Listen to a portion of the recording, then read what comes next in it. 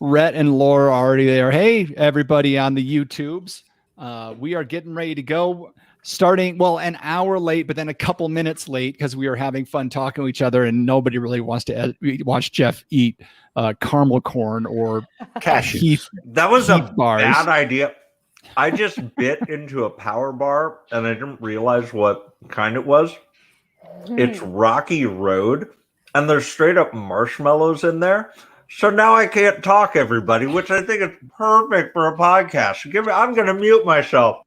You know who's involved in marshmallows? Big Sugar. Okay. Hey, Jeff McKinney. All right. So, Jess, any questions before we get going? No, I'm good. All right. Let's go ahead and get this going now. At the sound of the tone, the official "We Like Drinking" time will be 5 o'clock. Commence consumption.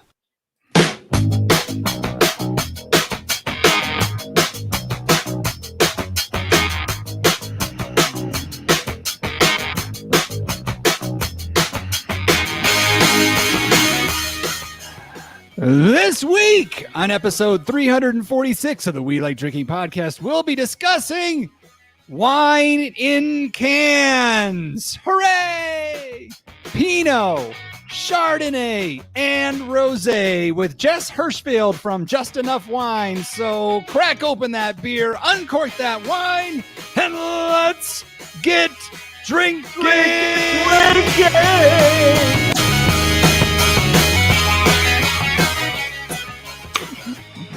Oh boy, ladies and gentlemen, you heard it in the very beginning of the show. We're talking about canned wines. You know how excited we get about wine in cans. We've been excited about wines in cans for years, and we're going to talk more about it tonight, and we are super excited. So let's get right to it. And let me say cheers. I suppose what you're going to say is you can hardly wait.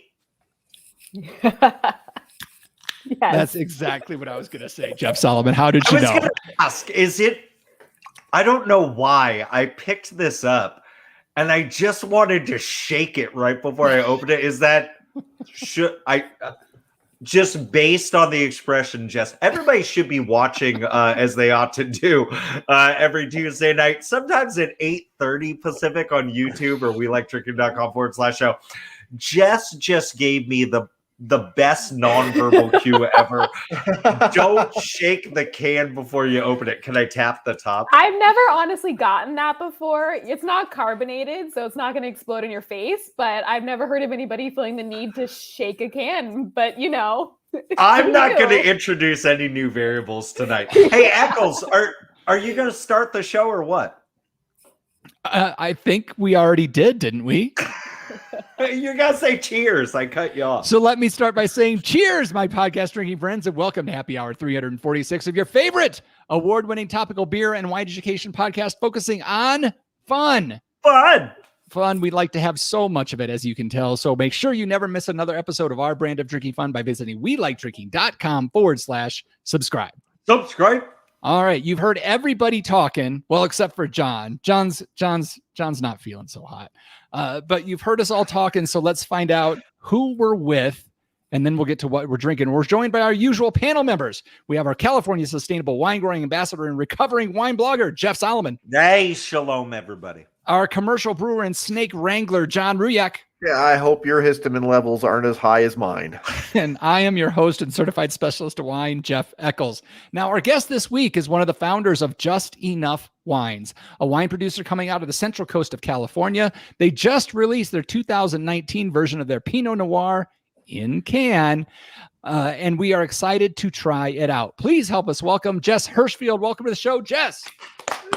Thank you for having me. I'm excited to be here. Very excited to have you on the show. I went full pour. I just did the whole can in the glass. So hold up your glass. You did the whole Harvey Solomon. I did the whole. I don't know why. I just up the exact same amount. Look at that. One nice thing that we've never talked about the wine in the can is that if you hard pour it, you get some added aeration straight out of the can. It's just Yeah, there you right go. there. And I just want to say, as soon as I popped the top, I got like a sensory overload to the noggin. Wow. Oh yeah, get that cherry, those berries. Oh yeah. Pour harder, Jeff Solomon. I'm I'm trying. There you go. Can, See, so- there you get. There you go. Oh, you're going straight from the can, Jess? I'm going straight from the can. All right. Okay, there you go. That's a way to do it too. Okay, so now, Jess, you sent us a beautiful package of 6 cans of wines. Yeah. We have the 2019 Pinot Noir. This is Edna Valley from the Central Coast. What else was in the package, or can we tell everybody yet, or is that still hush hush? Yes, we can. So Okay. we sent you our rosé, which we released in the spring, right in time for summer. The 2019, also from Central Coast, beautiful, bright, great for your hot. Enjoy the time before the heat ends. It's a great little summer drinking wine. And then we also sent you our Chardonnay, a little sneak peek. It's being released in a week. That's our 2020.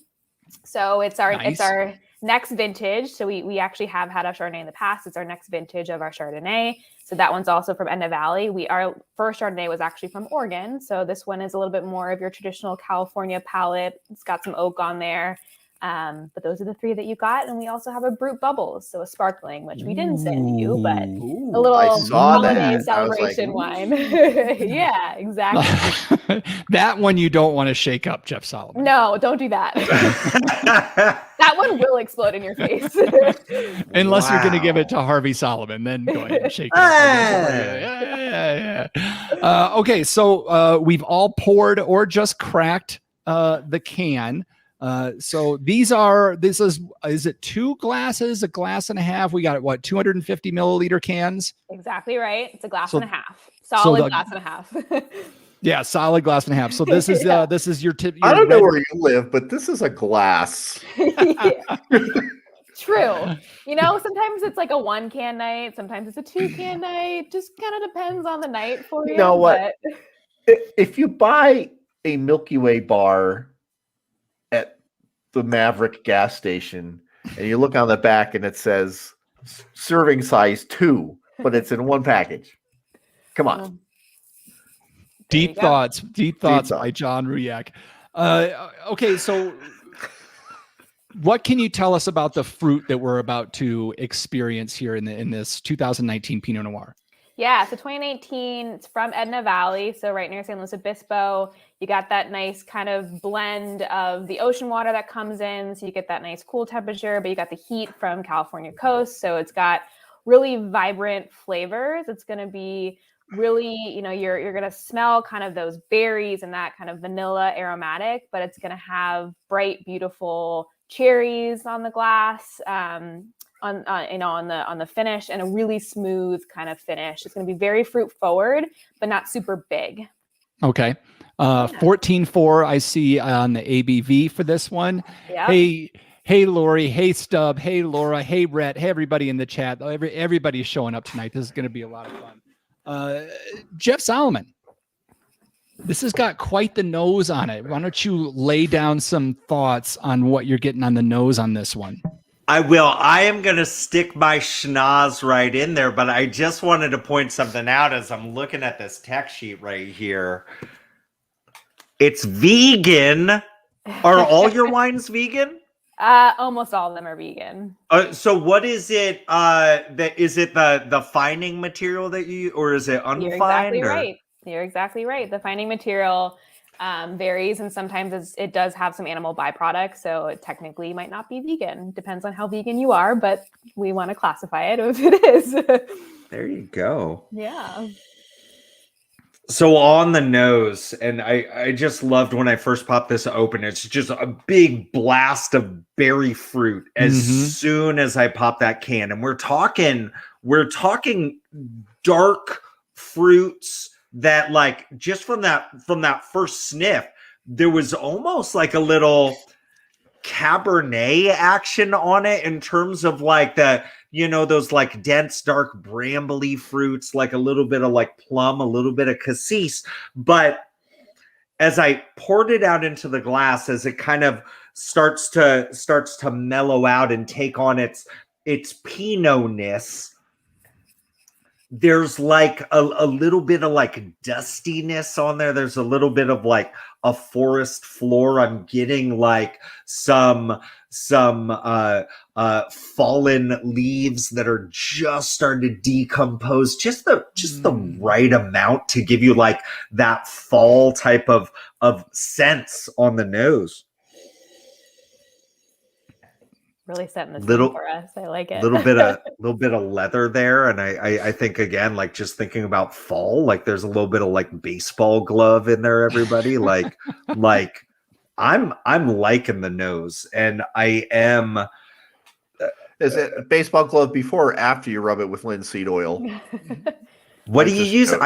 I- I would use like mink oil on there. Oh Definitely. my gosh! You were way out in left field when you were putting mink oil on your baseball glove. Definitely not vegan. Is that why no Definitely one wanted not to play with me?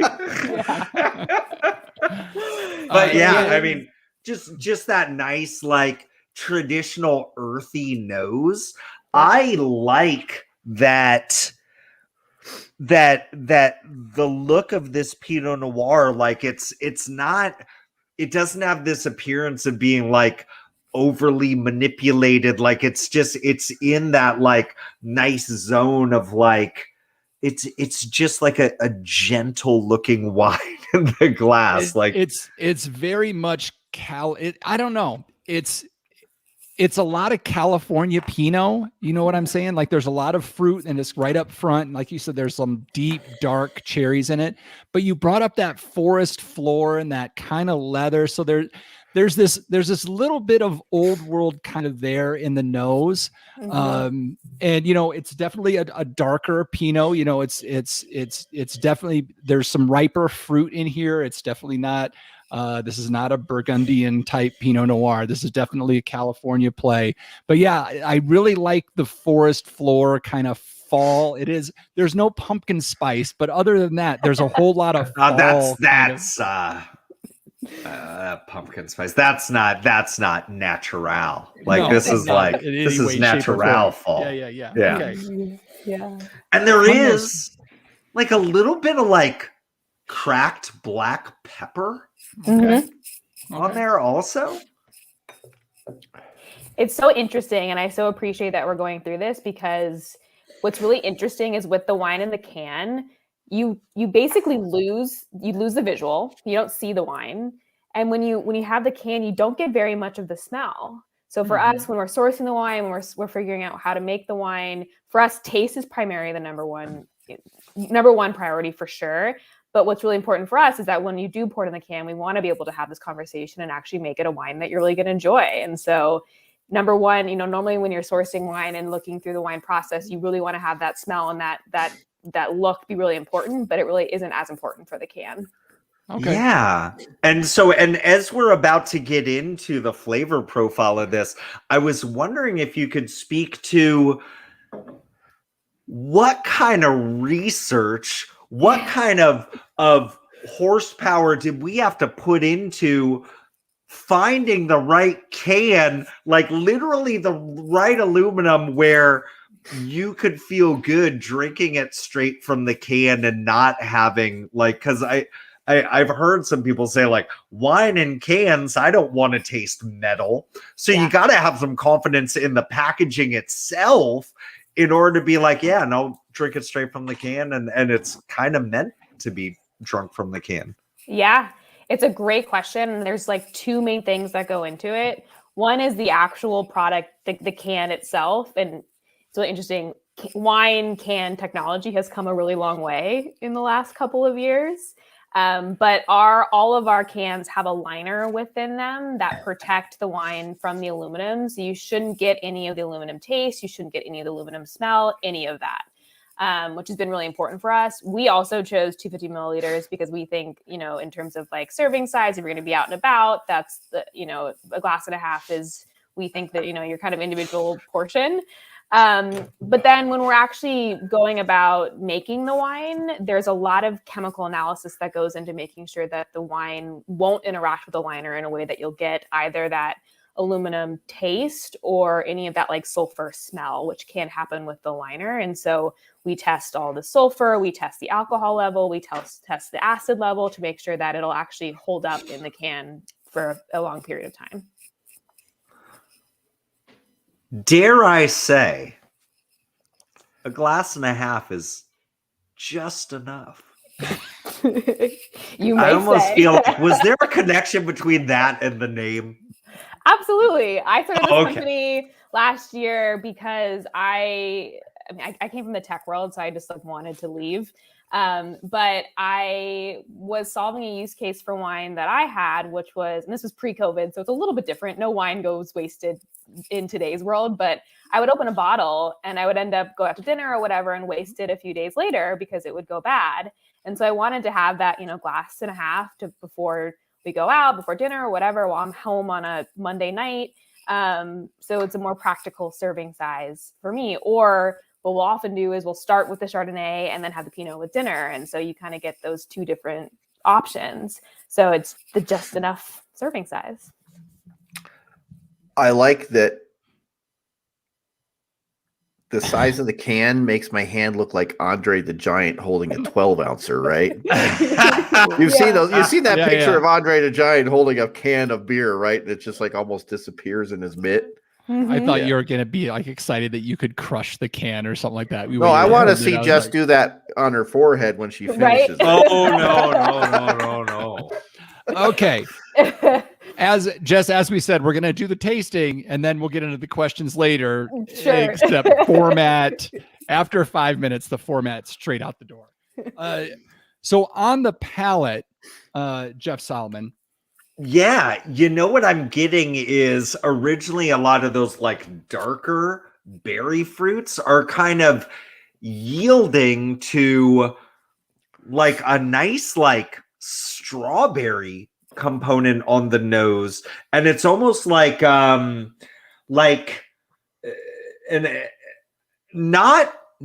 jammy. I don't think that's the word, but it's almost like a strawberry leather or like a reduced, like a stewed down strawberry. Like a good fruit roll up kind of thing. The kind that they sell in the produce section, yes, as opposed to the kids' food section. Correct. Like, totally. And I've got some out in my backpack in the garage. It's been only 100 degrees in there. Should I run out and get a fruit leather and bring it? No. Whatever you do, no. All right. And I will say, like, there are these just wonderful, soft, dusty, chalky tannins that are taking that fruit. And I have to say, like, I love the reserved nature of this wine on the palate because it's like those strawberries. There's a little bit of cranberry there, a little bit of raspberry, all kind of like reduced together in this compote. But then still a little bit of that forest floor, a little bit of that well, a lot of this like wonderful acid taking everything along for the ride. And really just this is one of the things that, we can gush about Pinot Noir forever, but it's like, it's this chapter book with all these different sections and all these different directions, and there's depth to it. There's metaphors and analogies, and what you read the first time around, you got to go back and analyze it again. This is not what, unfortunately, a lot of people have a vision of canned wine to be. This is some true like archetypal Pinot Noir, and I'm really happy to see that.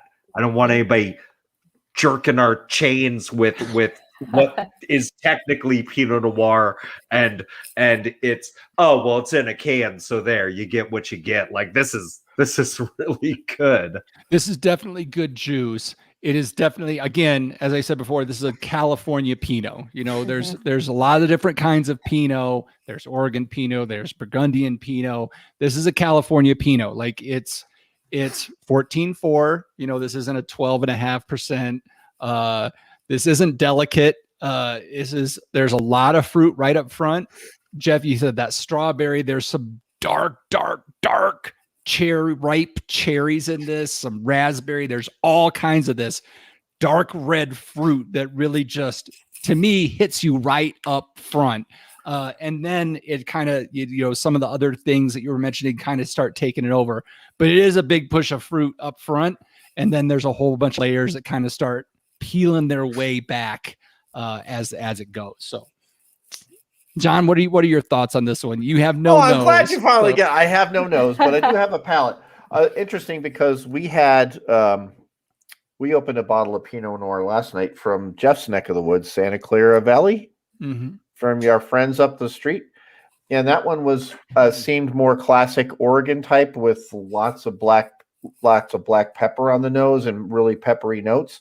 For me, and I love the way the wine looks. And to Jeff Solomon's, this is a true wine experience out of a can. This. Let me say that. This is a true wine experience. It doesn't matter what it came in. It just happened to come in a can. So this is a really nice wine. And I love the way it looks.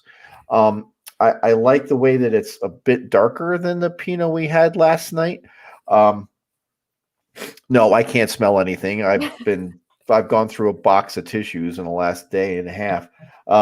But I can taste. My taste buds are coming back after COVID, thankfully. God, that struggle. But anyway, the big dark cherry and all the fruits. And for me, it was more, I don't get the strawberry stuff, but I get kind of the raspberry, blackberry type of thing, that caneberry type of stuff, brambly stuff.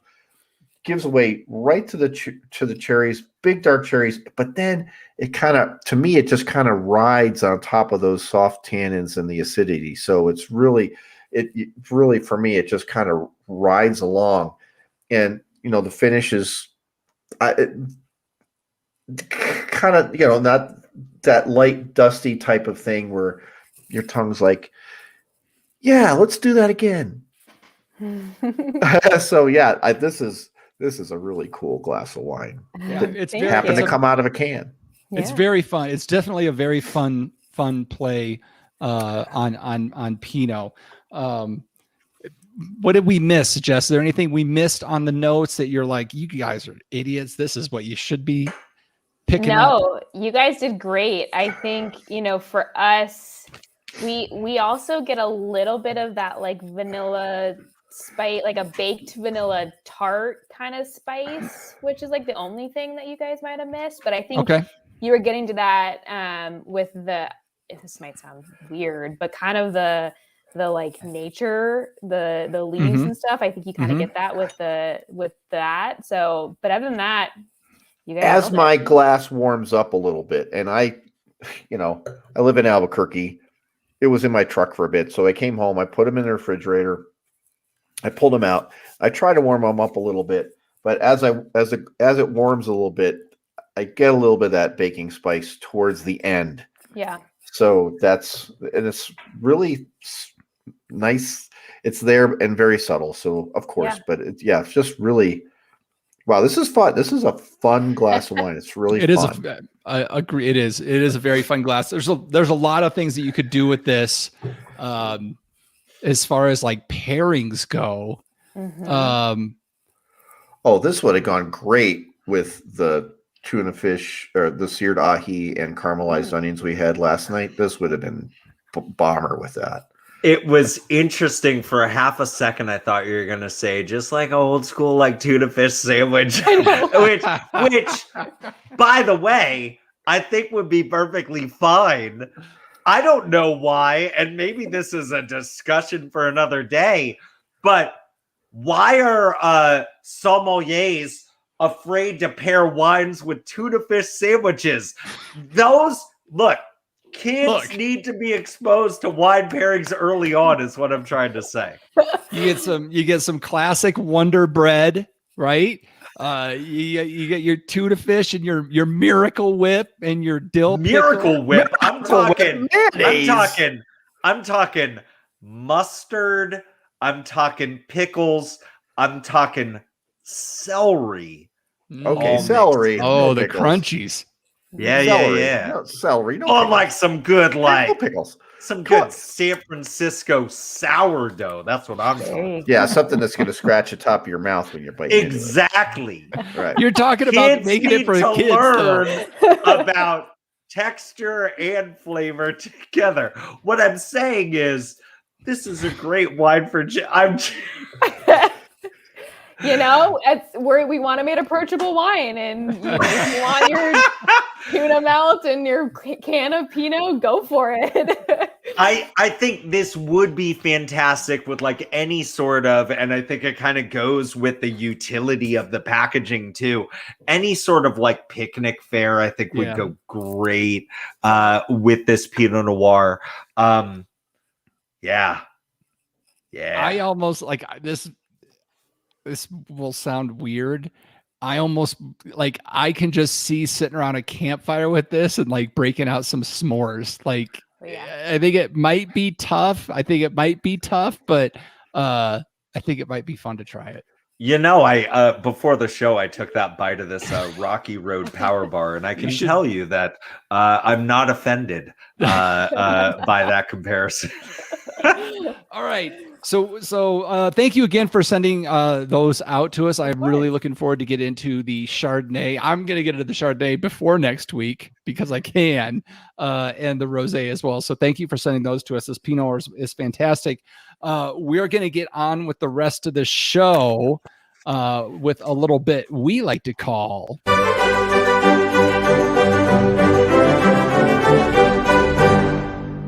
Wine, beer, spirit, or pop culture reference. I'm going to go around the horn after I give these folks a term, and they're going to give their bestest to see if they get what I have picked out for this week's term. All right. You guys ready? Ready. I have been ready since first call. All right. This week's term is Smreka.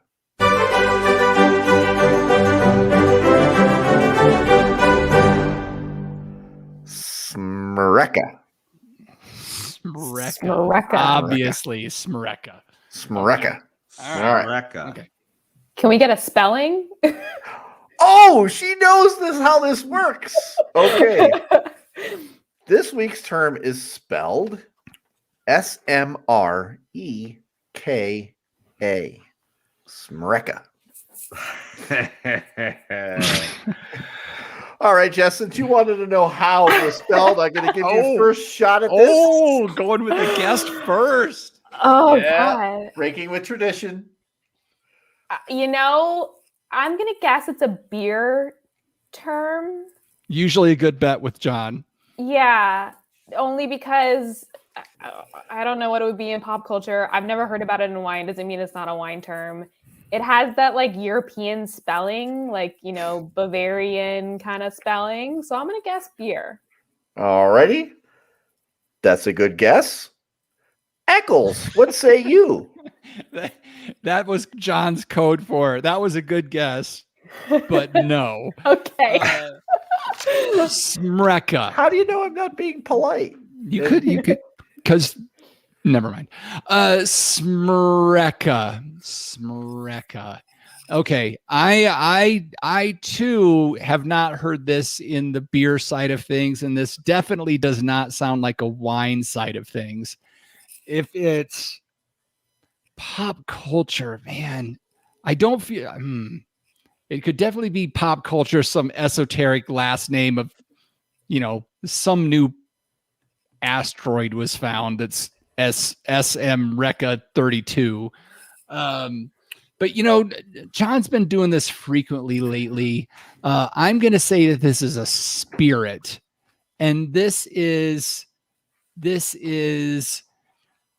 some kind of Smreka. This is some kind of Eastern European mixed cocktail that he found or was served somewhere. I know that's pretty broad, but that's what I'm going to go with. All right. That's a good guess. Good guess. Thanks. All right, Solomon. Last up, fire it away. I see everybody moving in like this general direction, but I just got to come out and say it, right? Every once in a while, John Ruyak likes to throw something out to his Croatian roots.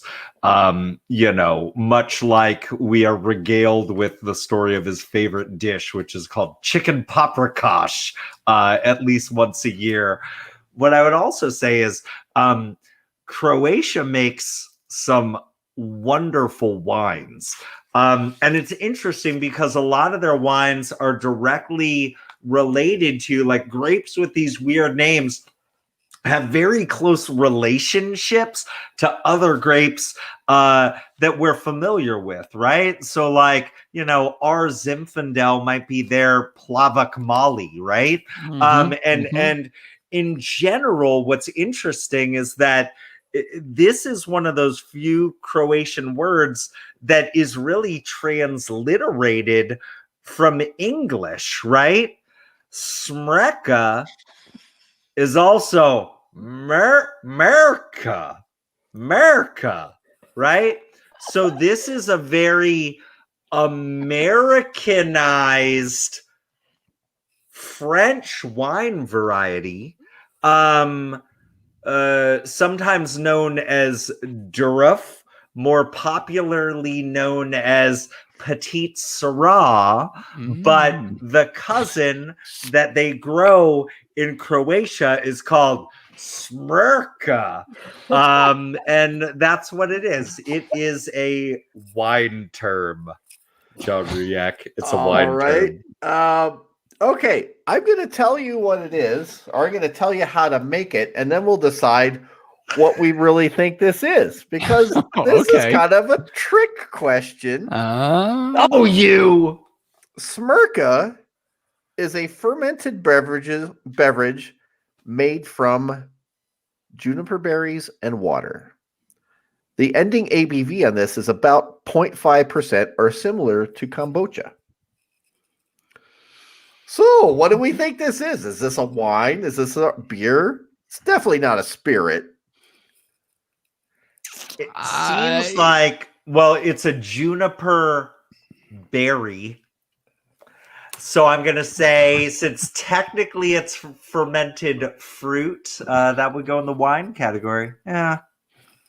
Yeah. I mean, if we had to choose one, it sounds like it's kombucha that tastes like gin, but we're going to call it a wine.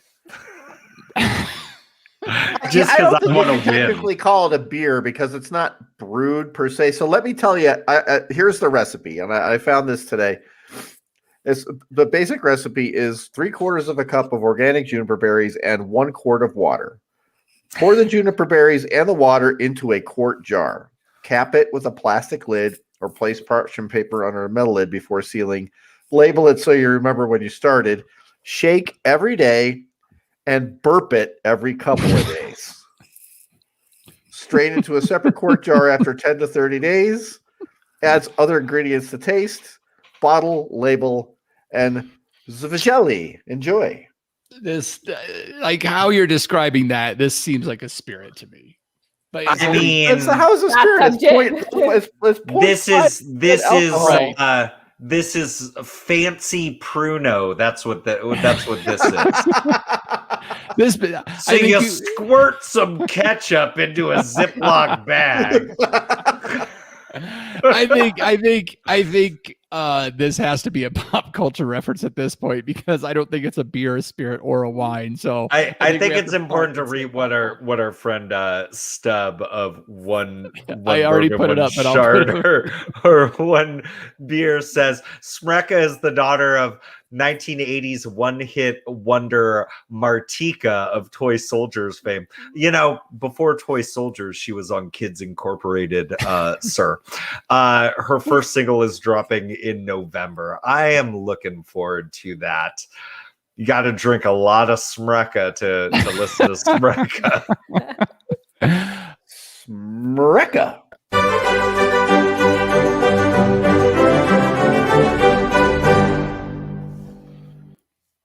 How about that? I'm just going to say everybody wins. Yeah, everybody's a winner. Everybody's a Hope winner. everyone had fun. Everybody's a me. winner except for John. John loses. Okay. All right. Jess Hirschfield from Just Enough Wines. So you kind of gave us a little bit of the origin story. You started out in the tech world. You said 750 milliliters. No bueno. I'm just going to go start my entire own company. That if you can't find the bottle you want, make the can you need, right? So Totally. So what made you decide on Edna Valley, Central Coast? Where did you throw a dart at the wall? How did you end up starting Just Enough Wines here? Yeah, it's a good question. And we do a combination actually of buying our wine in bulk and making our own wine. Okay. And so when we set out to first, you kind of touched on this a little bit, but there feels like there's a new canned wine company, canned cocktail company, canned something company popping up every day at this point. But really wanted to focus on really quality premium wine in the can, which I think you guys touched on earlier as well, which we really appreciate. But for us, we wanted a wine from the West Coast. I wanted to be able to see it, to touch it, to be, kind of involved with it. I'm in San Francisco, so wanted to be able to do that. And when we were tasting all of our wines for the first couple of vintages in the bulk market, Edna Valley really stood out as the wine that really came out as the best flavor profile for what we were looking for, but also stood well in the can. That had kind of, can kind of requires, we want a dry acidic wine, but also that has that fruit forwardness, has that bigger, bolder flavors that are going to stand out even if you drink it out of the can directly. And so that's where we chose Edna Valley. Okay. And did you hire out a winemaker, or are you guys making the wine, or how is the winemaking happening? Yeah, so we have a winemaker. His name is Ross Bentley. He is awesome. He's been a godsend to us, but he comes from experience working at 100 Acre, so has the really premium quality aspect, but also helped them launch their layer cake line. So is very familiar with, they were the first fruit top to come to America, so very familiar with alternative packaging and putting higher quality wine into alternative packaging. So he's been our winemaker. Excellent. And so you went into this with the intention of putting the wine in the can. Yep. And I'm curious, as you're tasting it and you're tasting it with your winemaker, is there anything that you were looking for when choosing the grapes that you had in your mind? Okay, this is destined for a can and not a bottle. Is there anything different that you look for, or do you go about this? It doesn't matter what the format's going to be with the grapes or the wine that we're producing. Yeah. So first and foremost, we wanted a wine that, as you mentioned, no matter what you're serving it out of, it stood up to the quality that we wanted.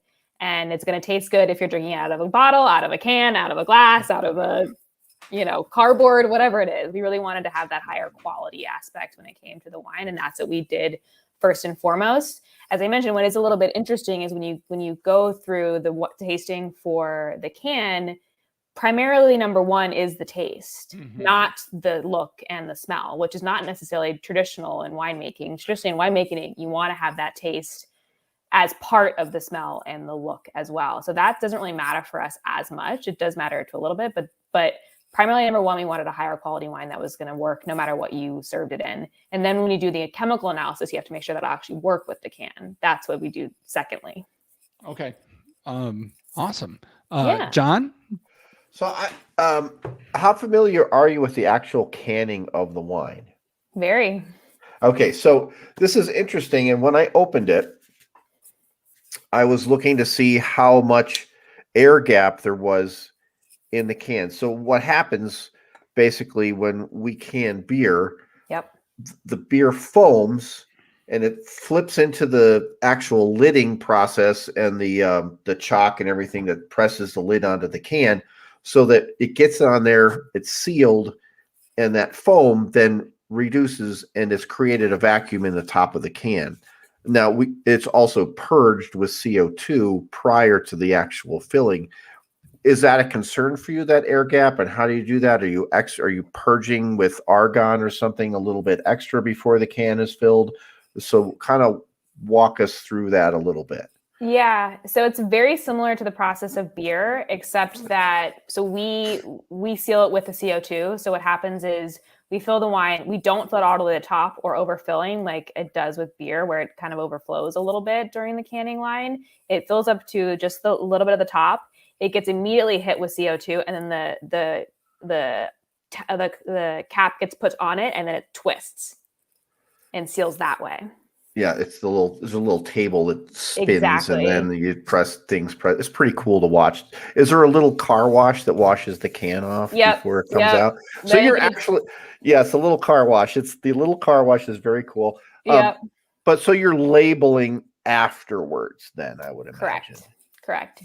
Yeah. So there's different types of labels that go with different cans. There's sleeves, which go on before, which basically it goes all the way to the top, and then it's gets heat sealed to it. Ours is right now, it's an actual label that gets put on. So what happens is the can gets through the line, top gets put on it, gets sealed, goes through the water wash, gets the label, and then totally gets cleaned. The little car wash, as you said. That's how it does it. Cool. Yeah. I got to ask about the label now, because as you're talking about it, I found myself picking at it like I like to do with my craft beers.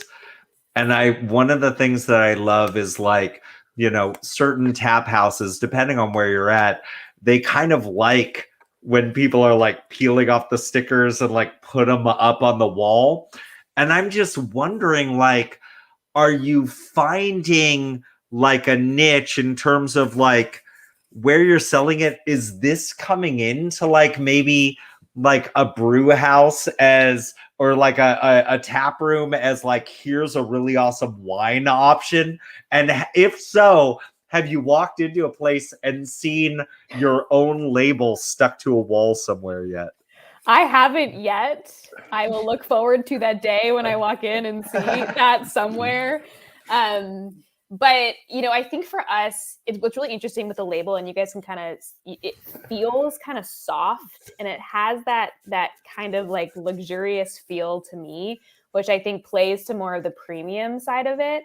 I think it also plays to what you said. It's more of that craft beer type of person who's going to go for a can wine like this, who wants, is not afraid to spend a little bit more money on the can, but knows they're going to get a higher quality, smaller producer. So it's that kind of thing, which is really important to us.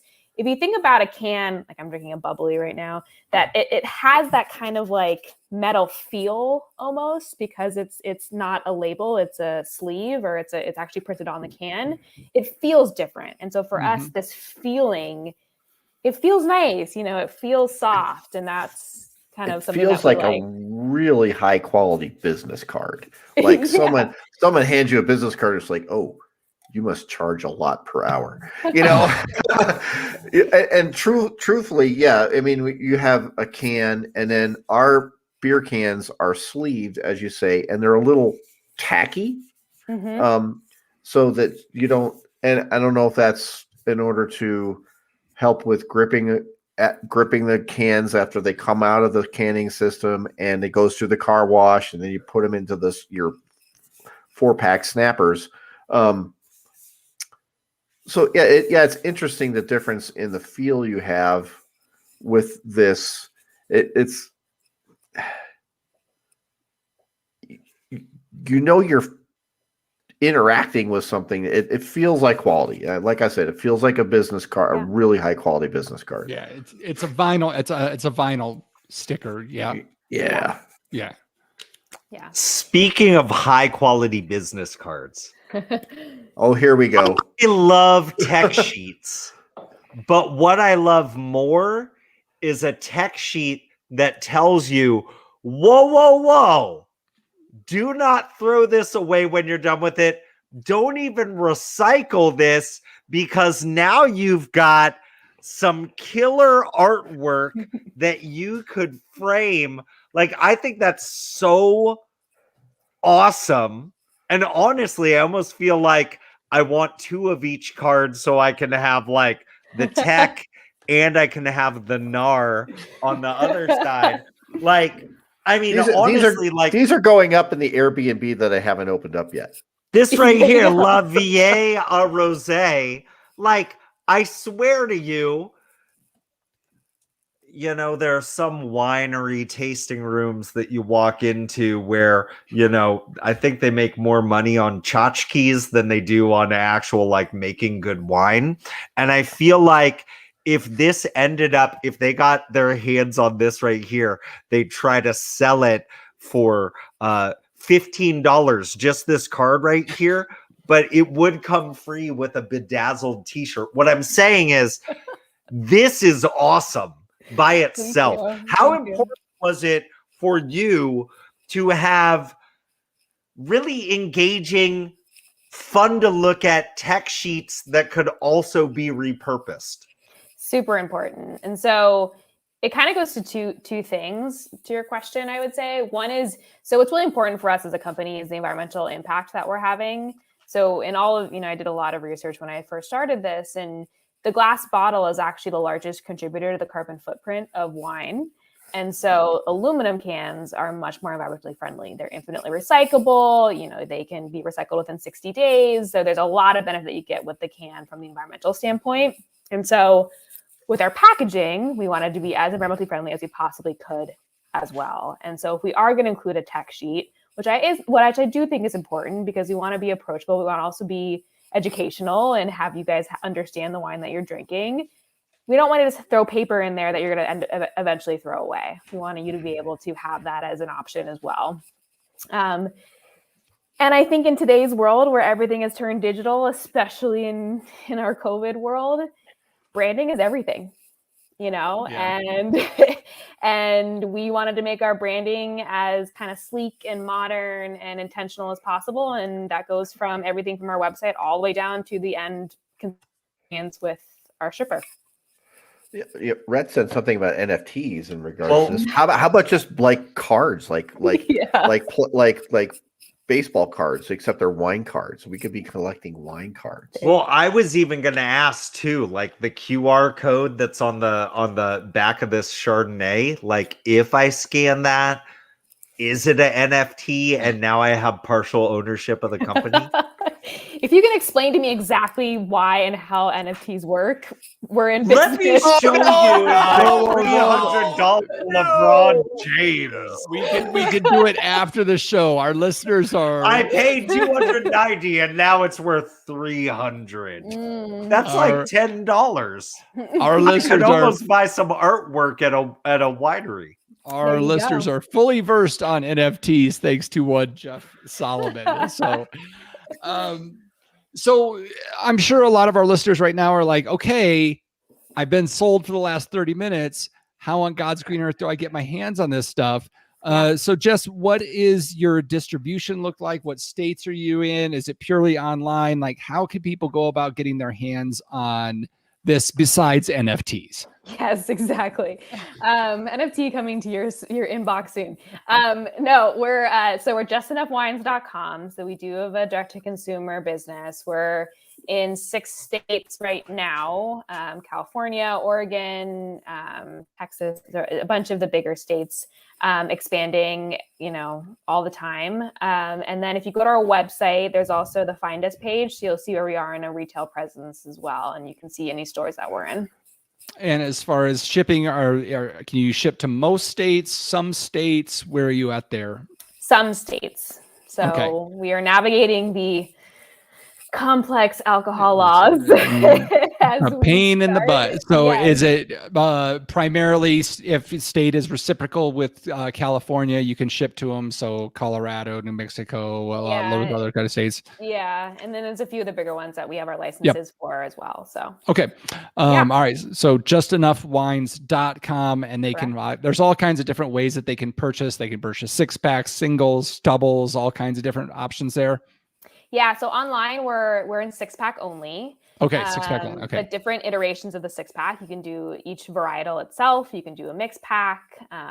We got some fun merch on there. Not NFTs yet, but maybe Maybe we'll launch a Just Enough coin, who knows? There you go. There you go. And I do have to say, I always find it, especially companies like you that kind of start out with a focus on branding. And Jeff Solomon, I know, is going to jump all over this and overtake everything I say and take it in a new direction. But, the box that you shipped it in was very unique in the fact that, a lot of times when we get boxes, we'll have the cardboard box, and then inside there's another box, and on and on and on. But you guys really have put your packaging into the shipping box itself. So it's just one box. Everything's kind of broken out in the 6-pack. There's fun quotes on there. There's all kinds of good stuff on there. Where did that packaging come from? And is that your primary package for shipping? Yeah, it is. Okay. So shipping to consumer, you're going to get it in that 6-pack.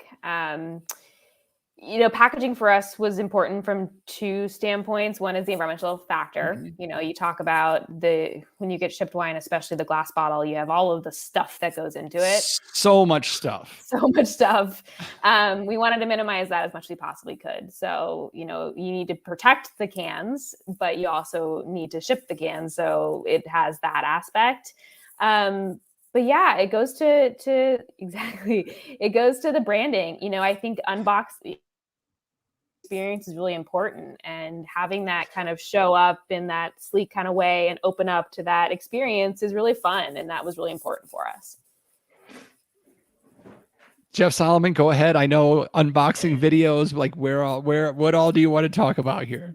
No, I just want to say, everybody knows the tragic story of Harvey Solomon, who had a son, Jeff, in 1978, and he said one day he will grow up to be a packaging engineer, but it never happened.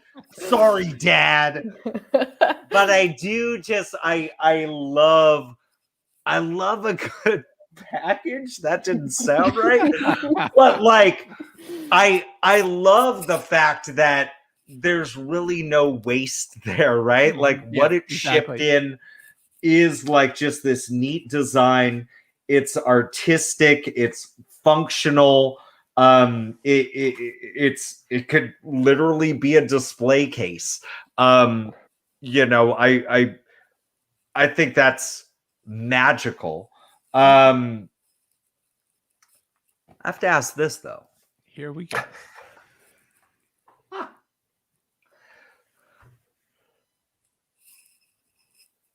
Can we store these canned wines for a long time?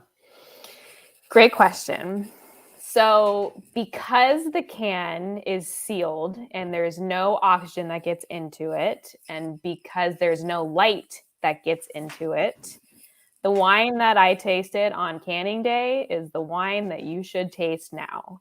This wine is not meant to age. It's not meant to, you're not going to have a reserve can that you're going to pull out in 10 years and try. It's not the point of it. And honestly, the wine, the can, will degrade over time. And so that's not what you want. Mind blown. No. I'm so glad we're having this conversation because I am giving you the bazillion-dollar idea for free. Tell me. What if you bought 50-year-old wines, canned them through your patented process for people to, and I'm sorry, I didn't mean to imply whether you have a patent or not. That's nothing. But through your process, can vintage wine and send it directly out to people. This is an exactly 30-year-old, for example, this is an exactly 30-year-old Ridge Montebello, and you can have this little piece. You can have it now, you can have it later, but don't wait. And there's no need to wait. We aged it for you and canned it at the peak of freshness. You I can like take that and run with it. All right. Along with the NFTs. It'll There you only go. cost you 0.2 ETH, whatever that is.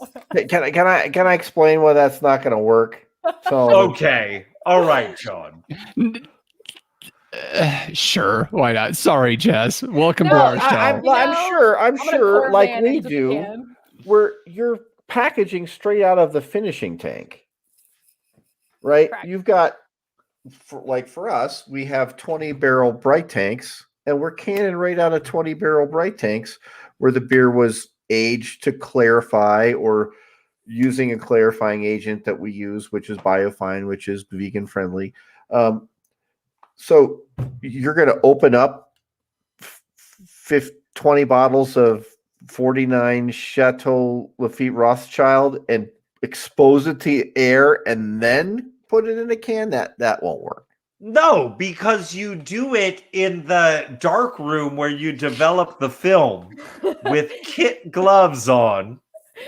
Oh, You're telling me okay. you couldn't use like a Nebuchadnezzar of some Chateau Haut-Briand?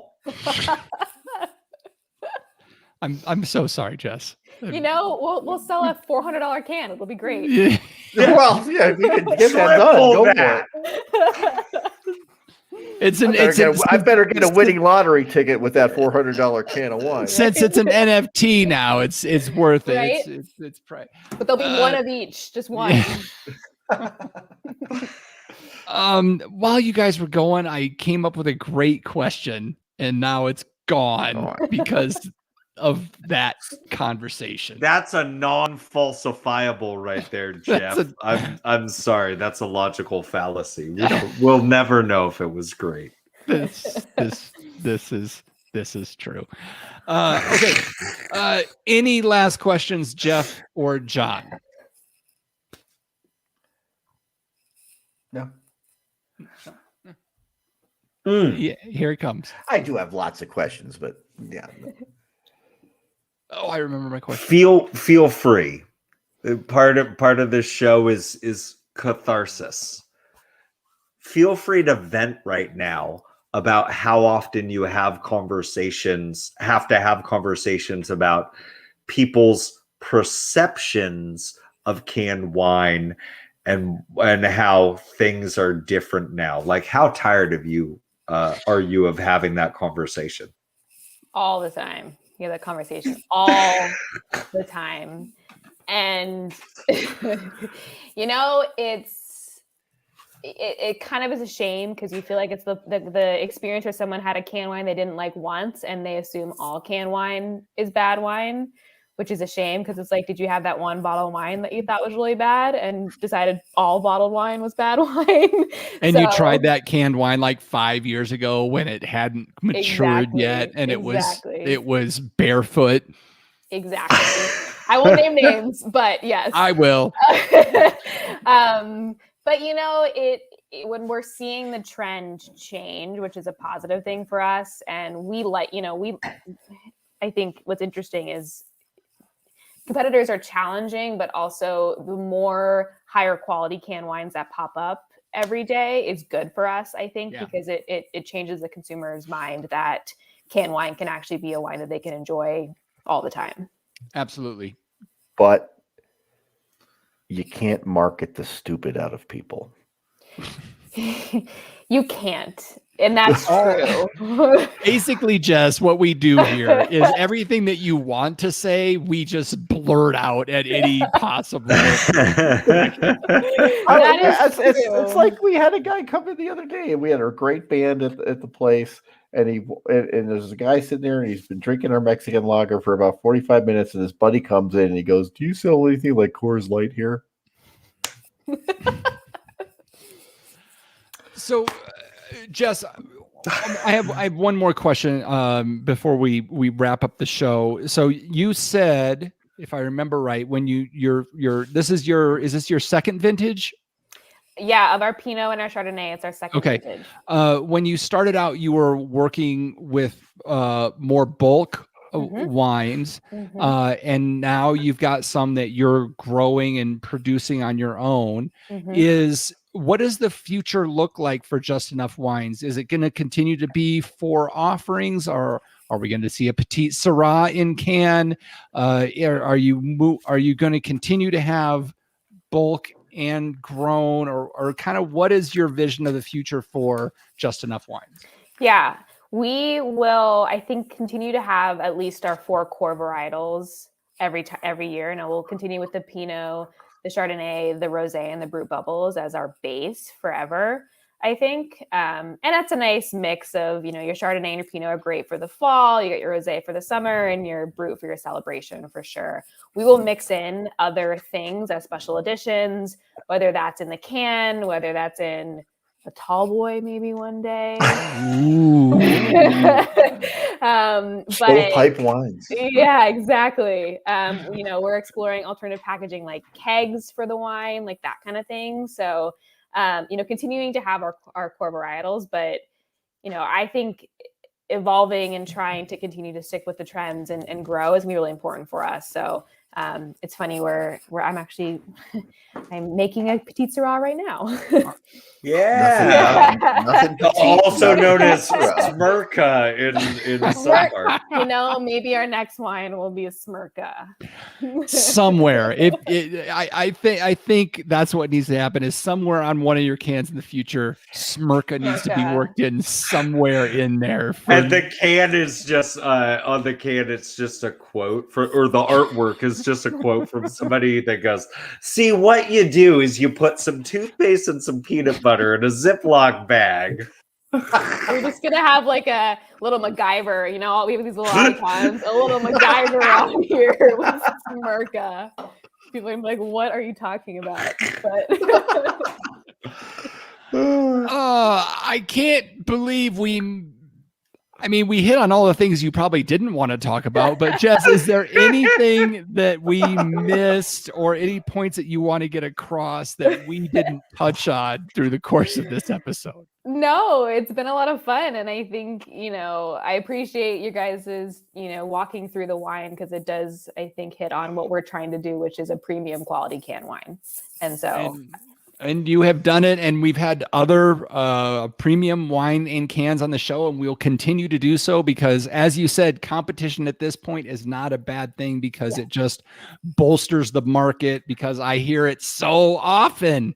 So many people are like, meh, canned wine, meh, canned wine. I'm like, change your perspective. It is a very viable product and one that you should have in your rotation at all times, because there's always, as we always say, time and place for every kind of package format. So don't shy away from it. Jerks. Go for it. Yes. Woo! You had to finish it with a woo at the end. Yeah, woo! All right. Well, if we went on that tangent and we've touched on, my God, all the things we've touched on in this episode, it must be Last call for Smirka. Last call. Last call. Time to clean house and lock the doors. You know what we do here, folks. We're looking for a little bit of help from you. John Ruyak, if the folks want to follow us on social media, how can they do so? Well, there's a couple places you can do that. You can do that on Twitter. That's We Like Drinking 1. Instagram is just We Like Drinking. And where everybody hangs out is the tavern. That's welikedrinking.com/tavern, which is accessible on Facebook as well. Our private Facebook group that you should definitely join. Jess, if the folks are just itching to buy some wine or check you out on social media platforms, where can they find you? We are online, so justenoughwines.com. We are on Instagram, we're on Facebook, we're on Twitter as Just Enough Wines. We also just joined TikTok, so Just Enough Wines. So find us there. We're everywhere. I can't wait to see what you're doing on TikTok. Yeah, Jeff Solomon, if the folks have some thoughts on our show, where can they go to leave a review? Well, find Just Enough Wines on TikTok and leave a comment on their next dance routine. You know, those of you watching live, as you ought to do every Tuesday night, usually around 7:30-ish Pacific on YouTube or welikedrinking.com/show. Thank you so much for mashing that like and subscribe button and leaving a comment and hitting that bell so you always know when we go live.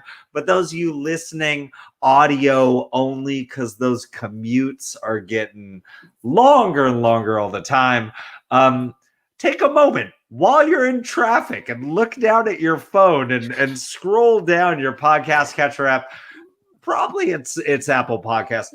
Scroll down to those empty 5 stars, fill those mofos up, and let us know.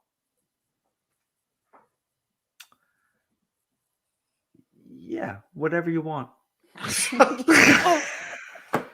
The dramatic pause. I was like, oh man, he's bringing something big tonight. And he goes with Brain fart. Whatever. You Actually, want. just 5 stars and write brain fart. Yeah. Or Smirka. No. Yeah. Smirka. You can also find the show notes for this episode with all links to the stories or mentions we had at welikedrinking.com/episodes. All right, this has been an absolute blast.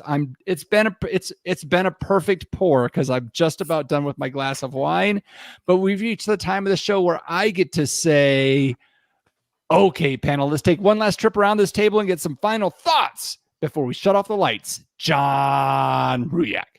You know, we've been talking over the years about how I'm really a fan of like planting native stuff around your house and rewilding your yard to help biodiversity.